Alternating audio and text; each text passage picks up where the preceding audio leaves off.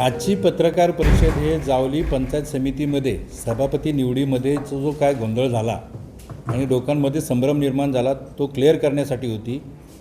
त्याच्यामध्ये शिवसेना आणि जी आघाडी होती ती जनतेच्या भावना आहे, जनतेने जो कल दिला आहे आम्हाला या सत्ताधाऱ्यांच्या विरोधात आम्हाला निवडून दिलं त्या जनतेशी आम्ही प्रतारणा करणार नाही म्हणून होती।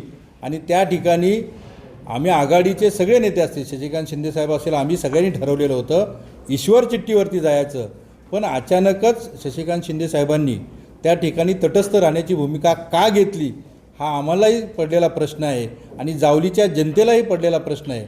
त्यामुळं ही जी काल निवड झालेली आहे ती चिठ्ठीवरती ईश्वर चिठ्ठीवरती जाणार होती, ती ईश्वर चिठ्ठीवरती न जाता 3 BJP आणि 2 शिवसेना आणि 1 तटस्थ अशी झालेली आहे।